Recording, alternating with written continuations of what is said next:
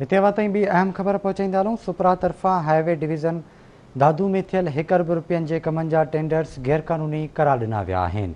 हीअ अहम ख़बर ताईं पहुचाई पिया। सुपरा तरफ़ां मामिलो एंटी करप्शन ॾांहुं रेफर कयो वियो आहे, जॾहिं त असां ताईं केस न पहुतो आहे। एंटी करप्शन ज़रिए जो चवणु आहे त मुख़्तलिफ़ कंस्ट्रक्शन कंपनियुनि तरफ़ां सुपरिटेंडेंट इंजीनियर हाईवे डिवीज़न दादू ख़िलाफ़ ॾिनल दरख़्वास्तुनि ते 16 जुलाई 2020 ताईं NIT जी तारीख़ में वाध कई वई आहे।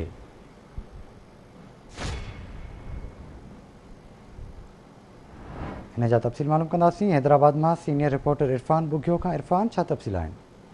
जी, SPPRA हाईवे डिवीज़न दादू में गुज़िरियल साल थियल 1 अरब रुपयनि खां वधीक रोडनि जे कमनि जे टेंडर्स खे गैरकानूनी करार ॾींदे मामिलो जेको आहे सो एंटी करप्शन ॾांहुं रेफर करे छॾियो आहे। पर एंटी करप्शन जे ज़रिए वटां जेका असांखे मालूमात मिली आहे उन मुताबिक़ अञा ताईं ही केस जेको आहे सो एंटी करप्शन ताईं न पहुतो आहे। तव्हांखे ॿुधायूं त गुज़िरियल साल हाईवे डिवीज़न दादू तरफ़ां 1 अरब रुपयनि जा जेको आहे सो ज़िले में रोडनि जा कम जा टेंडर्स कराया विया हुआ, पर उन ख़िलाफ़ कुझु ठेकेदारनि सेप्रा खे जेका दरख़्वास्त ॾिनी त इहे जेके टेंडर्स आहिनि सेप्रा जे रूल मुताबिक़ न आहिनि कया विया, गैरकानूनी तौरु कराया विया आहिनि। जंहिं बाद इन अहिड़ियुनि दरख़्वास्तुनि ते सेप्रा जी हिकिड़ी रिव्यू कमेटी जांच कई ऐं जंहिंमें 3 मेंबर हिकिड़ो चेयरमैन हो।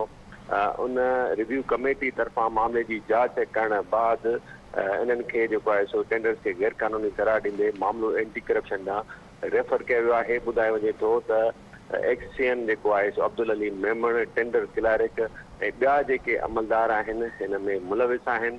आवाज़ न्यूज़ तरफ़ां कोशिशि कई वई त हिन मामले ते XCN अब्दुल अली मेमण जो मौक़िफ़ साम्हूं अचे, पर हुन हिन हवाले सां मौक़िफ़ न ॾिनो। जी ठीकु आहे इरफान, वरी महिरबानी तव्हांजी तफ़सील खां आगाह करण लाइ।